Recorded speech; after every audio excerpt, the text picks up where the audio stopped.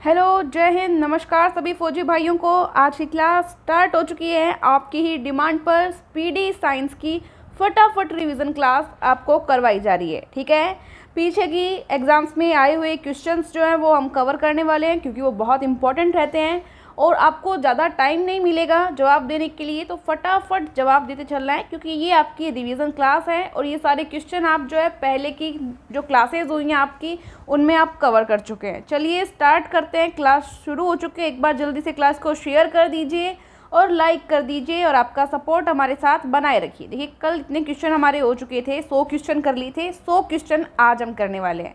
पहला क्वेश्चन आपके सामने आ चुका है, दूरी मापने की सबसे बड़ी इकाई कौन सी है? तो यहाँ पे राइट आंसर होगा आपका पारसेक। देखो, दूरी की इकाई की बात की जाए तो प्रकाश वर्ष भी आपसे पूछा जाता है कि प्रकाश वर्ष किसका मात्रक है। तो प्रकाश वर्ष भी किसका मात्रक है? दूरी का मात्रक है, तो इसको ध्यान रखेंगे। और सबसे बड़ी इकाई की बात करें तो ये पारसेक है, ग्रहों की दूरी वगैरह मापने में इसमें यूज आता है। ठीक है, नेक्स्ट क्वेश्चन आपका है, जड़ों के रूपांतरण है। ठीक है, कौन सा फ्रूट या वेजिटेबल जो है वो आपको बतानी है। तो राइट आंसर रहेगा यहाँ पे मूली और गाजर। ठीक है, ये एक तरह से क्या है? जड़ के रूपांतरण है, यानी जड़ है। ठीक है, नेक्स्ट क्वेश्चन है, तने के रूपांतर है। इसमें आलू बहुत ही इम्पॉर्टेंट उदाहरण है। आलू हम सबको क्या लगता है कि जड़ का रूपांतरण होगा, लेकिन आलू तने का रूपांतरण है। राइट आंसर क्या हो जाएगा यहाँ पे? आलू और प्याज। ठीक है, तो इसको ध्यान रखेंगे, आलू और प्याज तने के रूपांतरण है। ठीक है, नेक्स्ट क्वेश्चन, पिट्यूटरी ग्रंथि पाई जाती है, कहाँ पाई जाती है पिट्यूटरी ग्रंथि? आपको बताना है जल्दी से। तो ये मस्तिष्क में, ब्रेन में पाई जाती है। ठीक है, मास्टर ग्रंथि कहलाती है। मास्टर ग्रंथि किसको कहते हैं? तो बिल्कुल पिट्यूटरी ग्लैंड को ही कहते हैं, यानी पीयूष ग्रंथि को। नेक्स्ट क्वेश्चन, शरीर दो सबसे छोटी ग्रंथि है। शरीर की दो सबसे छोटी ग्रंथि आपको बतानी है, तो ये पिट्यूटरी ग्रंथि है। ये दो यहाँ से काट दीजिए, शरीर की सबसे छोटी ग्रंथि। ओके, तो इस दो को तो यहाँ से काट दीजिए। अब देखो, पिट्यूटरी ग्लैंड अगर ऑप्शन में नहीं मिले तो आप पीयूष ग्रंथि अगर दिया हुआ हो तो भी सेम बात है, पीयूष ग्रंथि आप कर सकते हैं। ठीक है, ये भी ऑप्शन में नहीं मिले और मास्टर ग्रंथि दिया हुआ हो तो आप मास्टर ग्रंथि को भी सही कर सकते हैं। और ये भी ऑप्शन में नहीं मिले और पीनियल ग्रंथि दिया हुआ हो तो आप पीनियल ग्रंथि भी कर सकते हैं। ठीक है, तो यहाँ पे राइट आंसर क्या हो जाएगा? पिट्यूटरी ग्लैंड या पीयूष ग्रंथि। ठीक है, नेक्स्ट क्वेश्चन, चलिए, दो प्रमुख वंशानुगत रोग है, मतलब जो माता पिता से संतान में आते हैं, वंशानुगत रोग। तो यहाँ पे राइट आंसर हो जाएगा वर्णांधता, जिसको अपने कलर विज़न बोलते हैं। अपनी जो ग्रीन कलर वाली फुल सिलेबस बुक है उसमें आगे आगे कलर विज़न चार्ट आपको दिए हुए देखे होंगे आपने। तो उसमें क्या बहुत सारे कलर्स होते हैं और कुछ नंबर वगैरह, कोई रास्ता बना हुआ होता है, वो स्टूडेंट को पहचानना होता है। तो आर्मी में जो है स्टूडेंट को ये ध्यान रखना चाहिए कि कहीं उसको कलर विज़न तो नहीं है क्या। ठीक है, और एक होता है हीमोफीलिया। हीमोफीलिया में ऐसा होता है कि अगर आपको चोट लग जाती है तो रक्त का बहना जो है वो जल्दी से बंद नहीं होता है, ये हीमोफीलिया रोग होता है। ये दोनों रोग जो हैं ये वंशानुगत रोग हैं। ठीक है, वेरी इंपॉर्टेंट। नेक्स्ट क्वेश्चन पे चलिए, सर्वप्रथम मनुष्यों में वर्णांधता का वर्णन किया किसने किया? कलर विज़न का वर्णन तो हेर्नर ने किया था 1876 में। नेक्स्ट क्वेश्चन है, एक वर्णांध व्यक्ति में पहचान करने की क्षमता नहीं होती, किसको नहीं पहचान पाता? वो हरे और लाल रंग में अंतर नहीं कर पाता है। मेरा जो भाई है वो भी एनडीए की तैयारी करने वाला था, बट जब बाद में चेकअप हुआ तो उसको पता चला कि उसको कलर विज़न है। ठीक है, नॉर्मली ये हमको पता भी नहीं चलता कि हमें कलर विज़न है या नहीं, और इसीलिए मैंने जो है बुक में आगे आगे आपको कलर विज़न चार्ट दिए हैं ताकि स्टूडेंट उसमें चेक कर सकें। ठीक है, तो ये हरे और लाल रंग की पहचान वो नहीं कर पाता है सही से। नेक्स्ट क्वेश्चन है, थायरॉक्सिन हार्मोन स्रावित होता है, तो ये थायराइड ग्रंथि से स्रावित होता है, थायराइड और thyroxine hormone. Okay, next question है, जठर रस में पाया जाता है, क्या पाया जाता है? बिल्कुल HCl, यानी कि हाइड्रोक्लोरिक अम्ल। HCl हाइड्रोक्लोरिक अम्ल पाया जाता है जठर रस में। नेक्स्ट क्वेश्चन है, लाइकेन में परस्पर सहजीवी मौजूद होते हैं, तो कौन कौन होते हैं? कवक और शैवाल। ठीक है, लाइकेन में। नेक्स्ट क्वेश्चन, लार में पाया जाने वाला एंजाइम है, तो टाइलिन है। लार में टाइलिन नामक एंजाइम पाया जाता है। नेक्स्ट क्वेश्चन है, प्रोटीन का पाचन होता है, कहाँ होता है? तो छोटी आंत में प्रोटीन का पाचन होता है। नेक्स्ट क्वेश्चन, मनुष्य में पाचन प्रारंभ होता है, मुख से प्रारंभ होता है, ठीक है। पचे हुए भोजन का अवशोषण होता है, अवशोषण छोटी आंत में होता है। नेक्स्ट क्वेश्चन, लार में पाया जाने वाला एंजाइम है, टाइलिन है। देखो इसमें पचे हुए भोजन का अवशोषण छोटी आंत में होता है, जो छोटी आंत में नहीं हो पाती है प्रोसेस, वो फिर लास्ट में बड़ी आंत में होती है, ठीक है। अब यहाँ पे क्वेश्चन, लार में पाया जाने वाला एंजाइम, ये आपको भी ऊपर बता ही दिया था, टाइलिन है। नेक्स्ट क्वेश्चन, टीबिया नामक हड्डी कहाँ पाई जाती है? तो ये टांग में पाई जाती है, पैर में, ठीक है। नेक्स्ट क्वेश्चन, भोजन पचाने में सहायक होता है, तो एंजाइम सहायक होते हैं भोजन पचाने में। एंजाइम की रचना होती है किस प्रकार की? तो ये देखो एमिनो एसिड से यानी एमिनो अम्ल से बने हुए होते हैं। पाचन क्रिया में प्रोटीन किस में बदल जाते हैं? देखो प्रोटीन होते हैं, प्रोटीन जब एमिनो एसिड्स में बदल जाएं तो इसी को पाचन क्रिया संपूर्ण होना कहते हैं, ठीक है। तो प्रोटीन किस में बदलते हैं? एमिनो अम्ल में बदल जाते हैं। नेक्स्ट क्वेश्चन, आहार नाल में स्टार्च के पाचन में अंतिम उत्पाद है।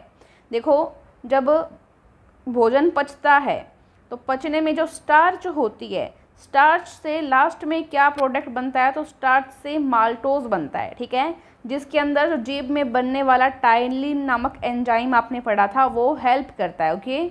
नेक्स्ट क्वेश्चन है, शरीर में एमिनो अम्लों की संख्या कितनी होती है? तो 22 होती है, ओके।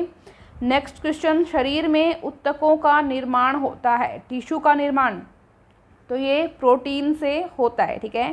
थोड़ा जल्दी करेंगे। हड्डियों और दांतों के निर्माण के लिए आवश्यक तत्व है, तो कैल्शियम और फॉस्फोरस है हड्डी और दांत के निर्माण के लिए, ठीक है। नेक्स्ट क्वेश्चन, भोपाल गैस कांड जो कि 1984 में हुआ था, इसमें कौन सी गैस का रिसाव हुआ था वो आपको बताना है। तो इसमें मिथाइल आइसोसाइनेट गैस का रिसाव हुआ था, methyl isocyanate, okay. Next question, काला हीरा और काला शीशा किसको कहते हैं? देखो काला हीरा तो कार्बोनेटो को और काला शीशा कहते हैं ग्रेफाइट को, ओके। नेक्स्ट क्वेश्चन, जीवन रक्षक हार्मोन किसको कहते हैं? तो एड्रिनल हार्मोन जो रहता है इसको जीवन रक्षक हार्मोन कहते हैं, ठीक है, एड्रिनल को। नेक्स्ट क्वेश्चन है, या जीवन रक्षक हार्मोन ग्रंथि किसको कहते हैं? तो ये एड्रिनल ग्लैंड को कहते हैं। एड्रिनल ग्रंथि जो होती है वो जीवन रक्षक हार्मोन ग्रंथि कहलाती है, ठीक है। नेक्स्ट क्वेश्चन रहता है, पौधे का मुख्य प्रकाश संश्लेषी अंग कौन सा होता है? तो आपको पता है लीव्स के थ्रू होता है, यानी पत्ती के थ्रू होता है। नेक्स्ट क्वेश्चन, पत्तियों का हरा रंग किसके कारण होता है? तो आपको पता है पत्तियों में पाया जाता है हरित लवक, जिसको आप कहते हो क्लोरोफिल या क्लोरोप्लास्ट, ठीक है। इसके कारण पत्ती का रंग जो है हरा होता है, हरित लवक, क्लोरोफिल या क्लोरोप्लास्ट, ओके। नेक्स्ट क्वेश्चन है, पत्तियों का रंग पीला होता है, पीला किसके कारण होता है? तो कैरोटीन का जब निर्माण हो जाता है पत्तियों में तो उसके कारण जो है पत्ती पीली पड़ने लग जाती है, ठीक है, कैरोटीन। नेक्स्ट क्वेश्चन, पर्णहरित क्लोरोफिल में उपस्थित धातु है, पर्णहरित क्लोरोफिल में उपस्थित मुख्य धातु कौन सी है? तो ये मैग्नीशियम है। ये क्वेश्चन भी पूछा जा चुका है, ध्यान रखेंगे। वैसे तो सारे क्वेश्चन पीछे की कोई ना कोई एग्जाम्स में आए हुए हैं, इसलिए बहुत इंपॉर्टेंट है और यहाँ पे हम इनकी स्टडी कर रहे हैं। तो मैग्नीशियम राइट आंसर आपका हो जाएगा, ओके। नेक्स्ट क्वेश्चन है, वायुमंडल में ऑक्सीजन की मात्रा संतुलित होती है प्रकाश संश्लेषण के द्वारा, ओके। नेक्स्ट क्वेश्चन, पेड़ व पौधों द्वारा खाना तैयार करने की प्रक्रिया है, वही प्रकाश संश्लेषण जिसको आप इंग्लिश में फोटोसिंथेसिस बोलते हो, ठीक है। जब वो पेड़ पौधे खाना बनाते हैं तो वो ऑक्सीजन का उत्सर्जन करते हैं, ऑक्सीजन को मुक्त करते हैं, ठीक है, प्रकाश संश्लेषण की क्रिया के दौरान। अदरवाइज जब वो प्रकाश संश्लेषण की क्रिया नहीं कर रहे हो, भोजन नहीं बना रहे हो, तब वो कार्बन डाइऑक्साइड ही उत्सर्जित करते हैं, CO2 ही उत्सर्जित करते हैं। खाना बनाते समय ही वो ऑक्सीजन उत्सर्जित करते हैं, ओके।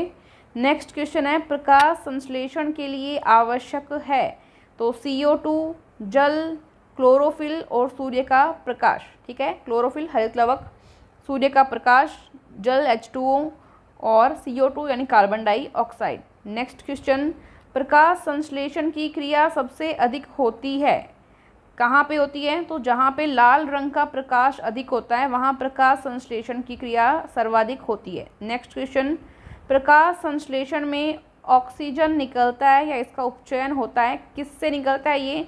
तो जल के अंदर आपको पता है H2O था, यहाँ से ऑक्सीजन जो है रिलीज होती है। ओके, नेक्स्ट क्वेश्चन,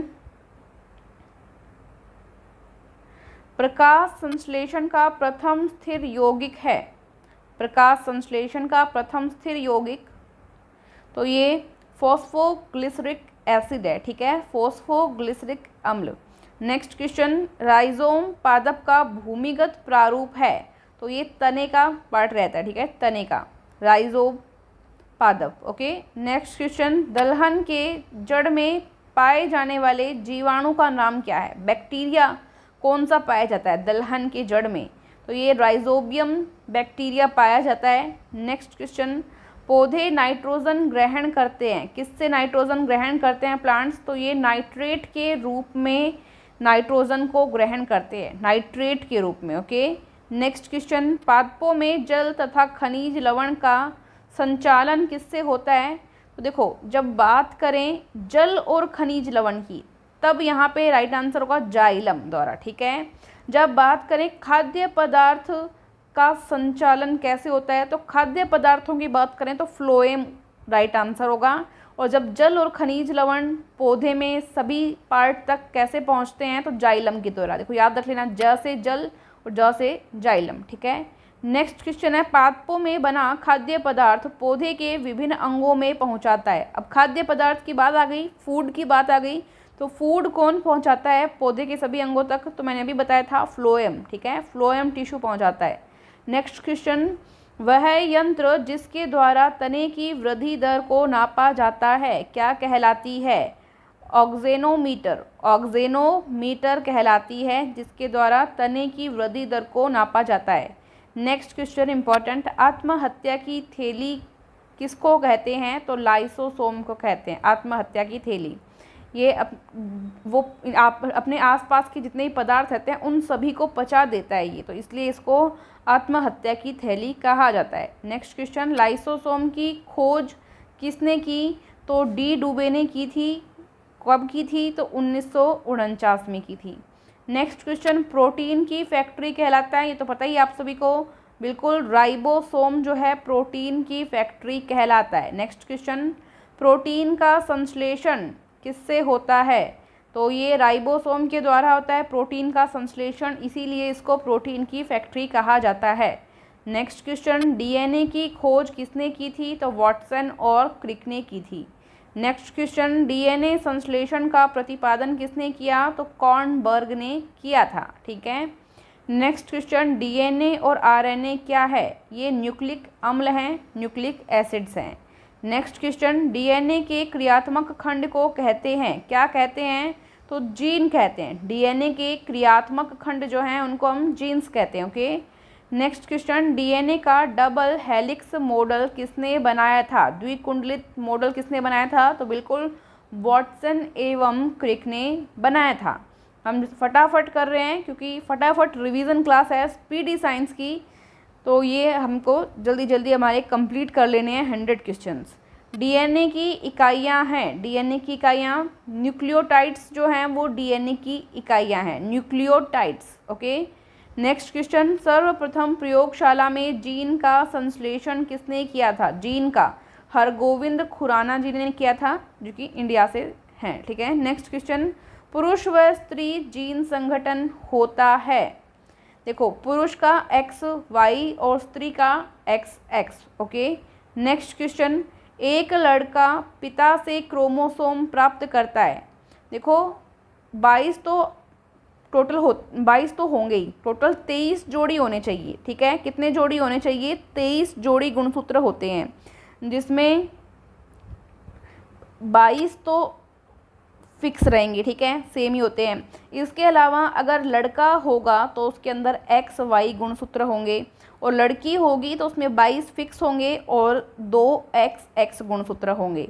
अब यहाँ पे क्वेश्चन क्या पूछा है कि एक लड़का पिता से क्रोमोसोम प्राप्त करता है, कौन सा गुणसूत्र प्राप्त करता है? देखो माता से तो हर कंडीशन में एक्स गुणसूत्र ही आएगा, क्योंकि उसके पास है ही एक्स गुणसूत्र, तो वो हमेशा एक्स ही देगी।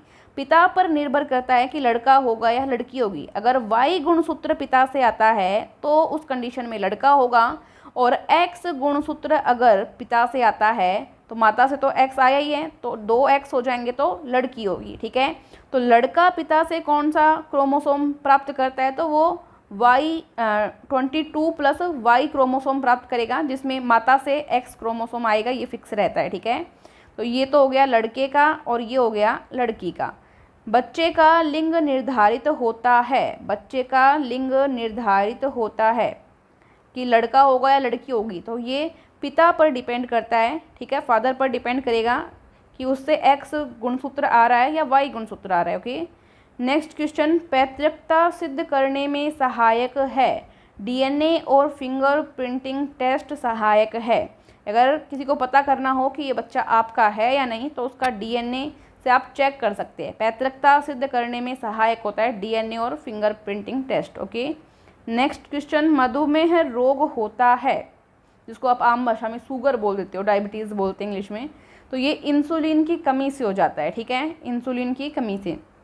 नेक्स्ट क्वेश्चन, इंसुलिन की खोज किसने की थी?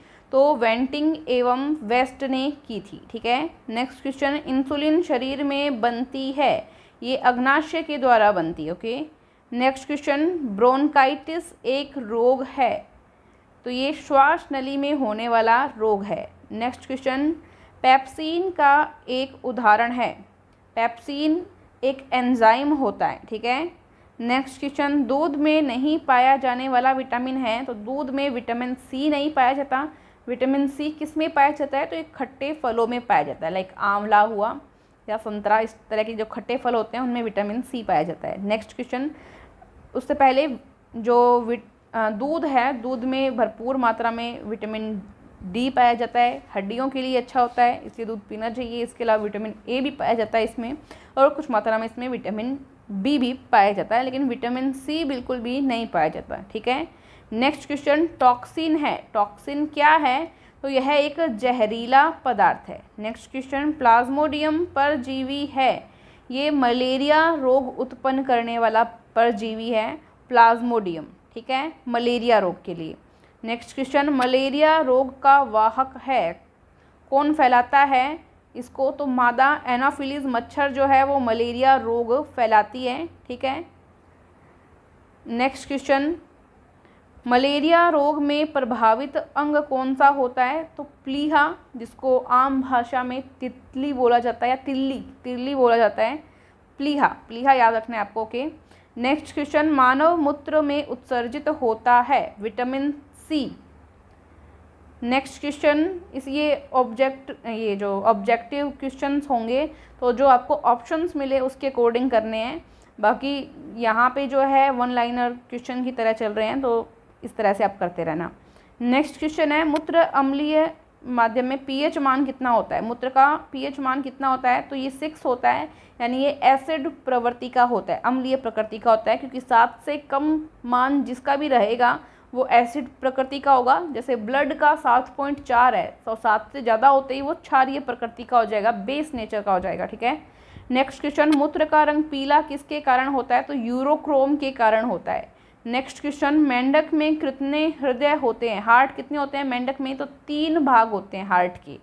हार्ट तो एक ही होता है, उसके भाग कितने होते हैं? 3 पार्ट में डिवाइड होता है। जैसे मनुष्य का हृदय जो है वो 4 पार्ट में डिवाइड होता है। मनुष्य के हृदय में कितने प्रकोष्ठ होते हैं? तो 4 प्रकोष्ठ होते हैं। एक्चुअली ये जो अपने बनाते हैं हार्ट वाली डिज़ाइन, और ये रोंग होती है, इस तरह से नहीं होती है। आपने हार्ट का डायग्राम देखा होगा, मैं यहाँ पे लगा देती हूँ यहाँ पे गूगल से, तो इस तरह से होती है हार्ट की डिज़ाइन। ये जो अपने बना लेते हैं ये रोंग होती है, तो ये मत बनाया कीजिए। और एक कमेंट बॉक्स में फालतू की चीज़ें मत लिखा कीजिए। मैं नहीं चाहती कि किसी भी स्टूडेंट को ब्लॉक करना पड़े, बट आप बार बार से कुछ फालतू कमेंट्स करते हो तो स्टूडेंट्स को पढ़ने में भी परेशानी होती है, और टीचर का भी आधा ध्यान वहाँ पे चला जाता है, तो कुछ बताना हो और उसकी जगह कुछ और ही बताया जाता है कई बार। ठीक है, तो ऐसा मत कीजिए। नेक्स्ट क्वेश्चन है, ये हो गया। मनुष्य के हृदय में कितने प्रकोष्ठ होते हैं? 4 प्रकोष्ठ होते हैं, ये आपने कर ही लिया, ठीक है। नेक्स्ट क्वेश्चन, मानव शरीर में जल की मात्रा शरीर के भार का कितना होती है? तो 10% होती है, 10-12% तक, ठीक है।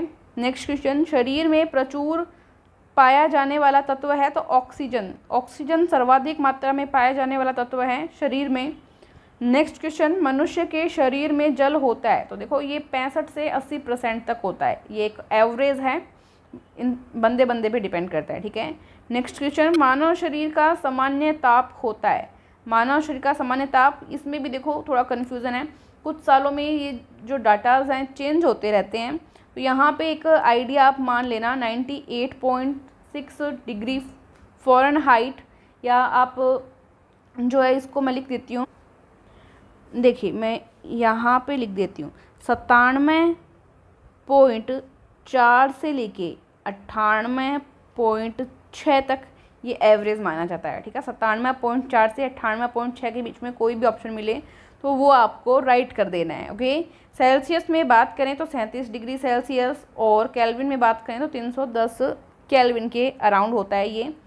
और ये जो है फिक्स नहीं रहता, समय समय पे ये चेंज होने लग जाता है, क्योंकि वातावरण में भी चेंज आ रहा है, नेचर में चेंज आ रहा है, उसके अकॉर्डिंग जो ह्यूमन बॉडी है, मनुष्य का जो शरीर है, उसके तापमान में भी चेंज होता है।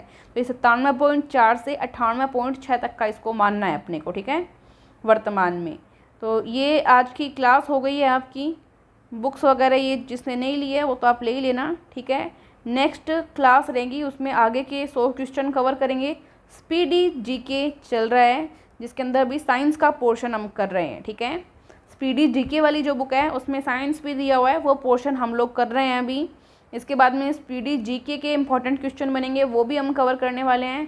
क्लास अच्छी लगे तो प्लीज़ लाइक और शेयर ज़रूर करें। कुछ डाउट रहे या कुछ क्वेश्चन में अगर ऐसा लगे कि कुछ और इसका आंसर हो सकता था तो वो भी आप कमेंट कर सकते हैं, ठीक है। Thank you so much. जय हिंद, जय भारत। और व्हाट्सएप पे जुड़ सकते हैं और टेलीग्राम ग्रुप पे ज़रूर जुड़ें, क्योंकि उसमें पीडीएफ वगैरह शेयर होती रहती है, तो वो भी आप ज़रूर ज्वाइन करें टेलीग्राम ग्रुप। और कुछ डाउट रहे तो व्हाट्सएप पे मैसेज करके आप बता दें। Thank you so much. जय हिंद।